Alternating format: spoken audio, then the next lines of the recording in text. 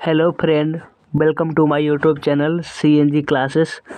इस वीडियो में देखने वाले हैं इंग्लिश क्लास 12th का चैप्टर नंबर 2 है सॉन्ग ऑफ माई सेल्फ। इसका हम लाइन बाय लाइन एक्सप्लेनेशन देखने वाले हैं इस वीडियो में। इससे पिछले वीडियो में हमने sweetest love I do not go का लाइन बाय लाइन एक्सप्लेनेशन देखे थे। आप वो वाला वीडियो नहीं देखे तो डिस्क्रिप्शन बॉक्स में हम लिंक दे देंगे, अब वहाँ से जाकर देख लीजिएगा। तो आज इस वीडियो में हम सॉन्ग ऑफ माई सेल्फ का लाइन बाय लाइन एक्सप्लेनेशन देखने वाले हैं। यानी आप एक वीडियो देख लेते हैं तो इस चैप्टर से आपका कोई भी डाउट नहीं रहने वाली है। आप इस चैप्टर से कोई भी ऑब्जेक्टिव सब्जेक्टिव पूछा जाए तो आप आसानी से बना सकते हैं।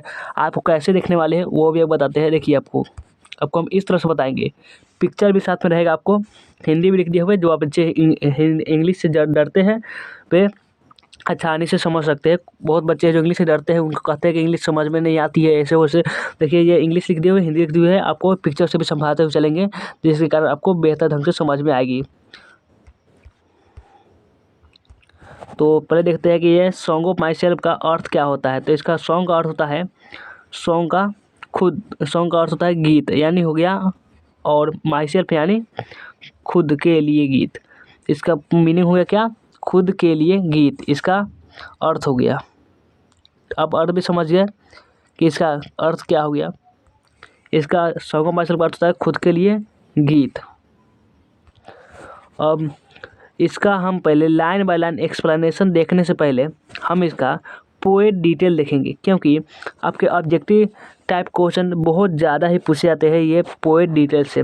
आपके बीच से हुए एक दो प्रश्न उठाए जाते हैं, बाकी सबका सब ये पोएट डिटेल से ही रहते हैं। तो पहले हम पोएट डिटेल देखना आपका ज़रूरी है, मतलब जन्म कब हुआ, मृत्यु कब हुआ, ये सब देखना ज़रूरी है, क्या काम किए ये। तो चलिए पहले ये सब देखते हैं, उसके बाद हम लाइन बाय लाइन एक्सप्लेनेशन को देखना स्टार्ट करेंगे। तो सबसे पहले अपने वीडियो को लाइक नहीं किया तो लाइक कर लीजिए, शेयर कर लीजिए और कमेंट कर लीजिएगा, और चैनल सब्सक्राइब नहीं किया तो सब्सक्राइब कर लीजिए जल्दी से। और अगर आप व्हाट्सएप ग्रुप में नहीं जुड़े हैं तो इस पर मैसेज करके व्हाट्सएप ग्रुप में जुड़ जाइएगा। तो चलिए देखना शुरू करते हैं। राइटर इनके यानी सॉन्ग ऑफ माई सेल्फ का राइटर कौन थे? तो राइटर का नाम है वॉल्ट व्हिटमैन। यही है वॉल्ट व्हिटमैन जी जो सॉन्ग ऑफ माई सेल्फ को लिखे हैं। और इनका बॉर्न कब किया था, यानी ये जन्म कब लिए थे? तो जन्म हुआ था इनका 1819 में न्यूयॉर्क। और न्यूयॉर्क कहाँ है? तो ये अमेरिका में है। इनका जन्म कब हुआ? 1819 को हुआ था। 1819 का इनका जन्म हुआ न्यूयॉर्क अमेरिका में। और ये डाइट कब किया, यानी इनका मृत्यु कब हुआ? मृत्यु हुआ इनका 1892। अमेरिका में ही इनका जन्म और मृत्यु इनका अमेरिका में ही हुआ है। और अगला पॉइंट नंबर है कि ही वाज वेरी पीपुल, यानी वे बहुत गरीब थे। और एंड वर्क एक कारपेंटर, और वे एक कारपेंटर का मतलब क्या होता है? कारपेंटर का मतलब होता है बढ़ई, जो होता है ना, ये जैसे कोई लकड़ी उकड़ी काटने वाला, वैसे ही समझ लीजिए कि he was a very people and work as a carpenter before he has 12 year old. यानी वह बहुत गरीब थे और वे काम किए कारपेंटर के रूप में अपने 12वें जन्मदिन से। जब वे 12th वर्ष के थे तब वे काम किए। 12th वर्ष से पहले कब काम किए? क्या चीज़ के रूप में? कारपेंटर यानी बढ़ई के रूप में वे काम किए। और अगला देखते हैं कि अगला क्या है। अगला नंबर की later he worked a printer, teacher and editor. वे क्या क्या काम किए? उसके बाद वे काम किए प्रिंटर, जो छापने वाला होता है, कोई जो बुक छपा रहा है या कोई और चीज़ छपा रहा है छापने वाला, या टीचर जो पढ़ाते हैं, टीचर का काम किया। और एडिटर, जैसे आप देखते हैं ना, एडिटर हिंदी होता है संपादक। जैसे आप फोटो एडिट करते हैं, वीडियो एडिट करते हैं, तो वैसे ही एडिटर होता है, वही उसको ही एडिटर कहते हैं। तो ये क्या तीनों काम किया है? प्रिंटर भी काम किए, टीचर भी काम किए और एडिटर का भी ये काम किए हैं। उसके बाद he also serve army hospital during the civil war. इसके बाद वह आर्मी हॉस्पिटल में काम किए सिविल वार के दौरान। यानी सिविल वार मतलब गृह युद्ध, यानी जब गृह युद्ध चल रहा था तो वे समय ये आर्मी हॉस्पिटल में काम किए थे, क्योंकि ये बहुत गरीब थे तो इनका कोई ना कोई काम करना ही पड़ता था वर्ल्ड मिथोलॉजी जी का। और ये सब काम करने के बाद और क्या काम किए या इसके बुक क्या है, तो इनके बुक है ही इज इम्पोर्टेड वर्क, यानी इम्पोर्टेड बुक है लीव्स ऑफ ग्रास, जो कब पब्लिश हुआ था तो 1855, यानी लिखे थे ये 1855 में। और एक था ड्रम टैप्स जो 1866 में हुआ था। 18 ये आप डेट भी याद रखिएगा कि कभी कभी डेट भी पूछा जा सकता है, ऐसे नहीं पूछा है, कोई ज़रूरी नहीं है, लेकिन ये जो लीव्स ऑफ ग्रास है ये बहुत इंपॉर्टेंट है। ड्रम टैप्स ये दोनों आप याद कर ही लीजिएगा। तो इसमें क्या क्या इंपॉर्टेंट था तो आपको ये सब ज़रूर याद कर लेना। आपको ये राइटर कौन है, यानी वो सॉन्ग ऑफ माई सेल्फ का, और उनका बॉर्न कब हुआ, कहाँ हुआ, राइट कब किए, तो ये अमेरिका में, ये सब आपको याद रख लेनी है, और किस चीज़ के रूप में काम किए। ये सब देखने के बाद जैसे अब इसे देख लेते हैं, उसके बाद हम चलते हैं अब line by line explanation colour. इसके हम अच्छे से बताएंगे, इस चैप्टर को पूरा आपको समझा देंगे, जिसके कारण आप सब्जेक्टिव ऑब्जेक्टिव समरी सब कुछ आप लिख लीजिएगा। तो चलिए देखते हैं। तो सॉन्ग ऑफ माई सेल्फ, इसका हम लाइन बाय लाइन एक्सप्लेनेशन देखना शुरू करते हैं। तो चलिए देखते हैं। I celebrate my self and Singh my self, यानी इसका हिंदी हुआ कि मैं खुद ही जश्न मनाता हूँ और खुद ही गाता हूँ। हिंदी को क्या कर रहे हैं, I celebrate my self and Singh my self, मैं खुद ही जश्न मनाता हूँ और खुद ही गाता हूँ। And what I assume you shall assume, और जो मैं मानता हूँ या सोचता हूँ वह तुम भी मानते हो या सोचते हो। ये कहते हैं कि मैं खुद ही जश्न मनाता हूँ, मैं खुद ही आनंद लेता हूँ और खुद ही गाता हूँ। जैसे कोई होता है ना कि कोई आपका जैसे जन्मदिन हुआ तो आप दूसरे के साथ सेलिब्रेट करते हैं, दूसरे के साथ एंजॉय करते हैं। तो ये कहते हैं जॉनर जी की, भले ये कहते हैं राइटर कहते हैं, मैं तो जो इसको लिख रहे हैं तो वे कह रहे हैं कि मैं खुद ही जश्न मनाता हूँ, खुद ही एंजॉय करता हूँ और खुद ही गाता हूँ, और ये अपने लिए गाते हैं। देखिए चैप्टर का क्या नाम है, सॉन्ग ऑफ माई सेल्फ, यानी खुद के लिए गीत। तो ये अपने लिए गाते हैं और खुद ही जश्न मनाते हैं। And what I assume you shall assume, और जो मैं मानता हूँ, जो ये मानते हैं, जो ये कवि है वॉल्ट व्हिटमन जी, जो ये सोचते हैं या मानते हैं वो हम भी वही सोचते हैं। अब सोचेंगे कि हम क्यों वही सोचें, तो इसके बाद ये कहते हैं कि for every atom belonging to me as belong to you. इसका हिंदी हुआ कि क्योंकि अब कह रहे हैं कि हम क्यों मानते हैं इसके जैसे, तो ये जो कण या परमाणु मेरे से वास्ता रखता है, बिलोंगिंग का मतलब होता है वास्ता रखना या उनसे बना। जो परमाणु है मेरे से वास्ता रखता है वह तुम्हारे से भी वास्ता रखता है। यानी ये कहते हैं कि जिस कण से मैं बना हूँ, मेरा शरीर बना है, उससे तुम्हारा भी शरीर बना है और उससे तुम भी बने हो, और जिस कण से मैं बना हूँ उसी कण से तुम भी बने हो। ये इसका हिंदी हुआ।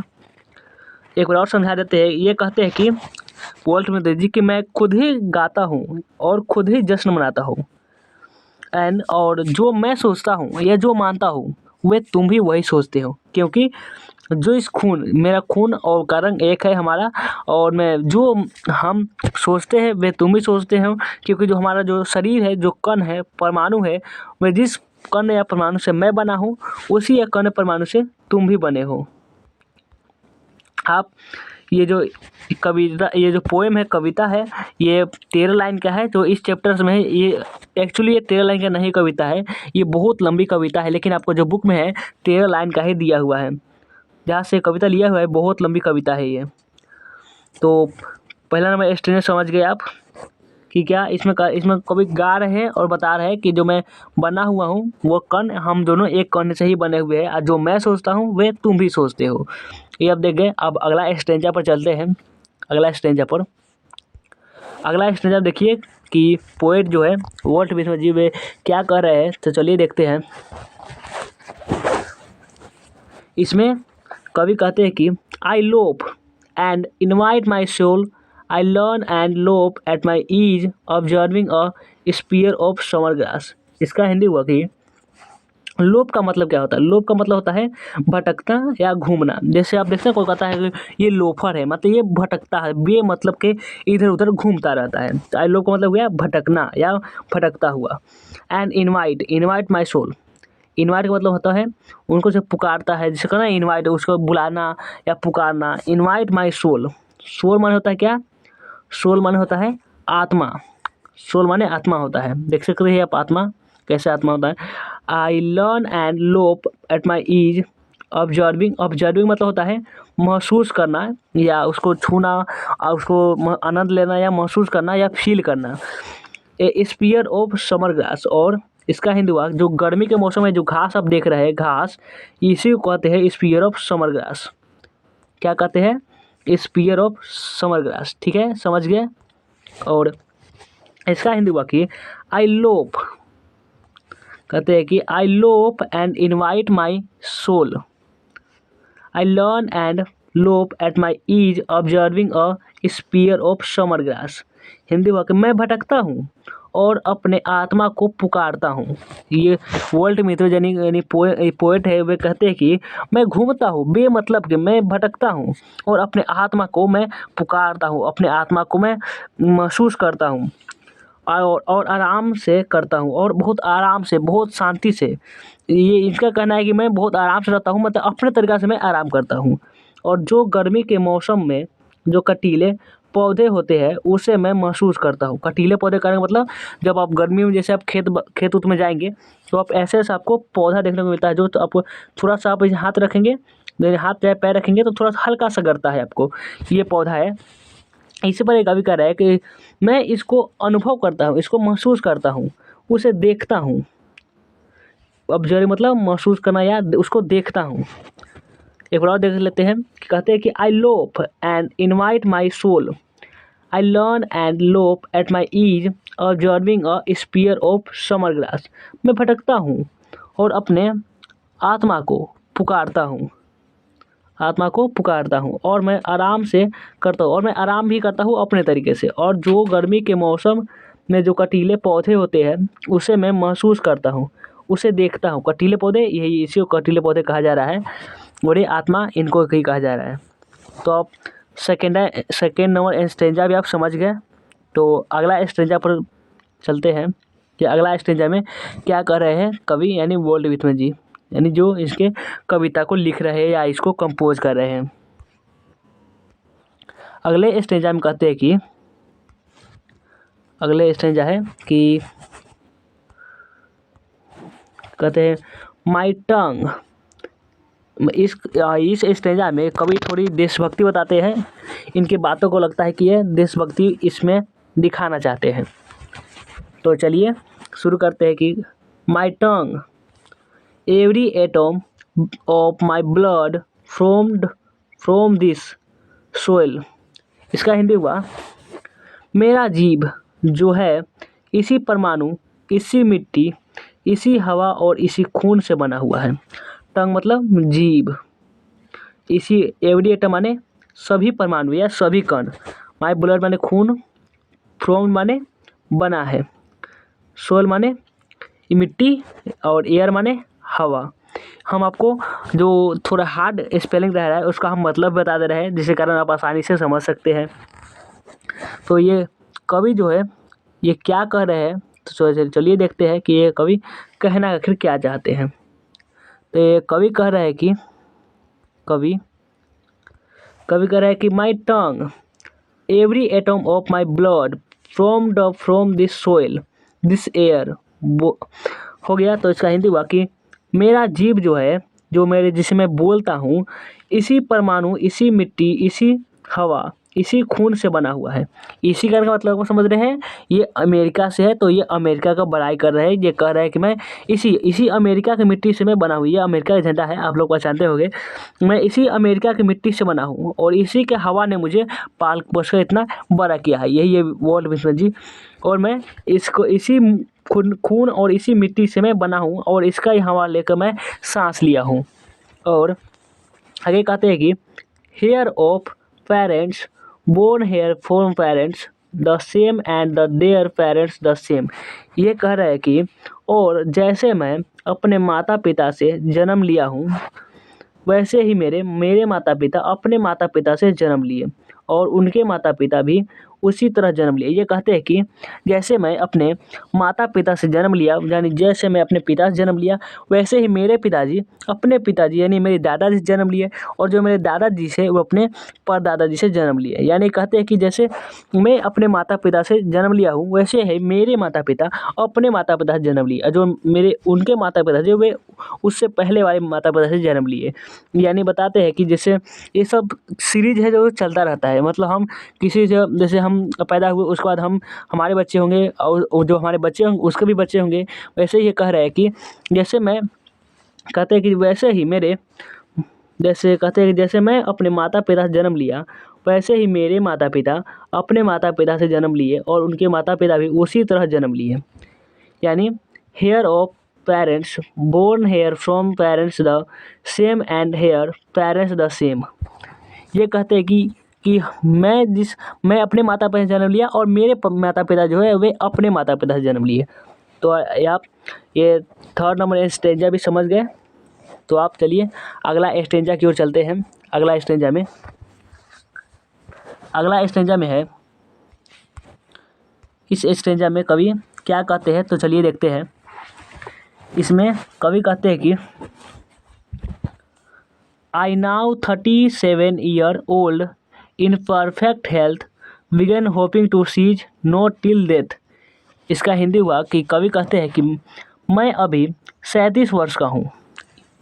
कहते हैं कि मैं अभी 37 वर्ष का हूँ और अभी पूर्णतः स्वस्थ हूँ और अपने मृत्यु तक स्वस्थ ही रहना चाहता हूँ।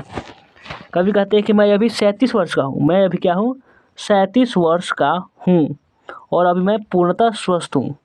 जैसे कोई कहता नहीं आदमी कि मैं अभी इससे आगे मैं अभी स्वस्थ हूँ तो अभी कभी बीमार नहीं पड़ूंगा, लेकिन ऐसा थोड़ी ना होता है। आप कभी बीमार पड़ सकते हैं, आप कभी भी अस्वस्थ रह सकते हैं। ये कवि कहते हैं कि I now 37 year old in perfect health, यानी मैं अभी 37 वर्ष का हूँ और ये पूर्णतः स्वस्थ हूँ और अपने मृत्यु तक स्वस्थ ही रहना चाहता हूँ। सब लोग चाहते हैं कि हम अपने मृत्यु तक एकदम स्वस्थ रहे, चलता फिरता रहे एकदम। तो ये सब लोग सोचते हैं, लेकिन कभी कहते हैं कि मैं कभी बीमार ही नहीं पड़ूंगा, मैं अभी स्वस्थ हूँ और स्वस्थ ही रहूँगा। तो आप ये स्टेंजा भी समझ गए। तो अगला स्टेंजा पर चलते हैं। अगला स्टेंजा में क्या बोला जा रहा है, चलिए देखते हैं। अगला स्टेंजा में बोला जा रहा है कि creeds and schools in avians returning back a while sufficed at what they are but never forgotten। क्या कर रहे हैं, इसका हिंदी देखते हैं। चलो क्रीड्स का मतलब क्या हो जाता है, चलिए देखते हैं। क्रीड्स का मतलब होता है कि मान्यताएं, और स्कूल्स का मतलब होता है सोचने का तरीका, और एबियस मतलब भूल जाना, रिटर्निंग मतलब फिर याद कर लेना। तो आप इसका मतलब समझ गए। अब इसे हिंदी देखते हैं क्या कि किड्स एंड स्कूल्स। आप ये स्कूल्स का मतलब है, आप वो वाला स्कूल है समझे जो आप पढ़े होंगे, ये इसका स्कूल का मतलब कुछ दूसर ही है। तो स्कूल का यहाँ मतलब क्या होता है, सोचने का तरीका। तो इसमें कहते हैं कि kids and schools in abeyance returning back a while sufficed at what I they are but never forgotten. इसका हिंदी हुआ, तुम्हारे जो सोचने का तरीका है और धार्मिक मान्यताएं है उसको तुम कुछ समय के लिए छोड़ दो, बस यही काफ़ी है, और तुम जिंदगी का मजे लो, लेकिन इसे कभी भूलो मत। मतलब आप समझते क्या कवि क्या कर रहे हैं, कवि कह रहे हैं कि तुम्हारे जो ये सोचने का तरीका है, तुम्हारे जो जिस तरह से तुम सोचते हो, तुम्हारा जो सोचने का तरीका है और धार्मिक मान्यता है, जिसे धार्मिक हम कोई धर्म मानते हैं, जिसे हम पूजा वूजा करते हैं, जो धार्मिक मान्यता है उसे तुम कुछ समय के लिए, थोड़ी देर के लिए छोड़ दो, यानी भूल जाओ, और ज़िंदगी का मजे लो। और ज़िंदगी में देखो क्या चल रहा है क्या नहीं चल रहा है, एकदम मजे लो, मज़े में एकदम मज़ो, घूमो फिरो खाओ पियो, एकदम मजे लो। कुछ समय के लिए जो सोचने का तरीका है उसको भूल जाओ, और जो धार्मिक तुम्हारी मान्यताएं हैं आप उसको भूल जाओ, और एकदम एंजॉय करो एकदम, और एंजॉय करो। लेकिन आगे भी कहते हैं कि लेकिन इसे कभी भूलो मत, छोड़ दो थोड़ी देर के लिए, लेकिन कभी भूलो मत। तो ये समझ गए। इसमें कभी क्या कर रहे हैं कि कह रहे हैं कि कभी क्रीड्स यानी जो हमारी जो मान्यताएं हैं, स्कूल्स यानी सोचने का तरीका, अवेयर्स माने अवेयर्स मान क्या होता है, भूल जाना, और रिटर्निंग मतलब ये फिर याद कर लेना। तो अब ये समझ गए, फॉरगेटन माने होता है याद करना। तो कहते हैं कि तुम्हारा जो सोचने का तरीका है और धार्मिक मान्यताएं है उसको तुम कुछ समय के लिए ही छोड़ दो, लेकिन भूलो मत और ज़िंदगी का मज़े लो। तो आप ये स्टेंजा भी समझ गए, और एक लास्ट स्टेंजा है, आप चलिए वो भी आपको समझा देते हैं बेहतर ढंग से। आपको ये वीडियो कैसा लगा कमेंट में ज़रूर बताइएगा। तो पहले चलिए देखते हैं। तो लास्ट नंबर स्टेंजा है, इसमें कवि कहते हैं कि आई हार्बोर फॉर गुड और bad, I permit to speak at every hazard, nature without check with original energy. अब ये समझ गए। तो चलिए इसका हिंदी भी देख लेते हैं कि क्या कह रहा है कवि। हार्बर का मतलब होता है वही भरोसा करना, और परमिट का मतलब होता है, परमिट का मतलब कि जैसे विपत्ति या स्थिति। तो इसका हिंदी हुआ कि मैं अच्छे और बुरे दोनों पर भरोसा करता हूँ, और मैं अपने आप को विपत्ति स्थिति में बोलने का अवसर दे रखा हूँ। ये कवि कहते हैं कि मैं अच्छे और बुरे दोनों पर भरोसा करता हूँ, दोनों पर विश्वास करता हूँ, चाहे वे अच्छे लोग हों चाहे वे बुरे लोग हों, सब पर एक मौका ज़रूर देता हूँ बोलने का, या उस पर भी हम भरोसा करता हूँ कि मैं अच्छे और बुरे दोनों पर भरोसा करता हूँ, और मेरे अपने आप को विपत्ति यानी जब कुछ संकट होता है, विपत्ति होती है यानी हम कुछ संकट में घिर जाते हैं तो बोलने का अवसर दे रखा हूँ, मतलब खुद मैं बोलता हूँ, मैं अपने सही कदम उठाता हूँ, बोलने का मौका दे रखा हूँ, और मैं अपने पूरे ऊर्जा के साथ अपने कार्य को करता हूँ, और पूरे एनर्जी के साथ जो भी कार्य करता हूँ मन लगा के एकदम एनर्जी के जैसा, जब भी पढ़ाई करूँ तो पूरा एनर्जी के साथ करूँ ताकि रिजल्ट भी एकदम बेहतर आए। तो क्या कहते हैं कभी कि मैं अपने आप को, मैं अच्छे और बुरे दोनों पर भरोसा करता हूँ, और अपने आप को विपत्ति स्थिति में बोलने का अवसर दे रखा हूँ, और मैं अपने पूरे ऊर्जा के साथ अपने कार्य को करता हूँ। ये ऐसा यही कवि कहते हैं, वॉल्ट मिथल जी ऐसा कहते हैं। तो आप समझ गए। तो यही लास्ट लेसन था। तो चलिए एक बार फिर से हम रिवीजन कर लेते हैं कि क्या है। तो पहले देखते हैं, कोई इसमें याद रखना है आपको कि इसका जन्म कब हुआ, मृत्यु कब हुआ, कहाँ हुआ, और ये सॉन्ग ऑफ मतलब राइटर कौन है, ये आपका इम्पोर्टेंट है। और अगला में चलते हैं कि इसमें है कि इसमें क्या है याद करना।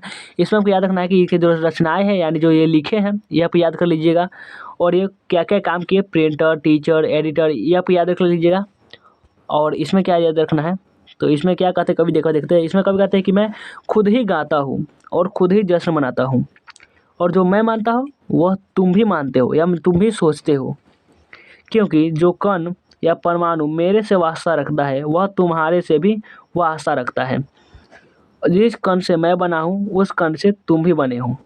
और अगला संजय कहते हैं कि, और इसमें कहते हैं कि कवि की, आई loaf and invite my soul, मैं भटकता हूँ और अपने आत्मा को पुकारता हूँ, और मैं आराम करता हूँ जो मेरे गर्मी के मौसम में जो कटीले पौधे होते हैं उसमें महसूस करता हूँ, उसे देखता हूँ। ये इसके बारे में बात किया जा रहा है, और ये आत्मा के बारे में। तो इसको भी समझ गए। और अगला देखते हैं। अगला स्टेंजा में कवि कह रहा है कि, इसमें कवि कहते हैं कि मेरा जो जीव है इसी परमाणु यानी अमेरिका की, इसी अमेरिका की मिट्टी और इसी हवा और इसी खून से बना है, और जैसे मैं अपने माता पिता से जन्म लिया वैसे ही मेरे माता पिता अपने माता पिता से जन्म लिए, और उनके माता पिता भी उसी तरह जन्म लिए। और अगला स्टेंजा में कहते हैं कि, इसमें कहते हैं कभी कि, आई नाउ 37 ईयर ओल्ड, यानी मैं अभी 37 वर्ष का हूँ और अभी पूर्णतः स्वस्थ हूँ और अपने मृत्यु तक स्वस्थ ही रहना चाहता हूँ।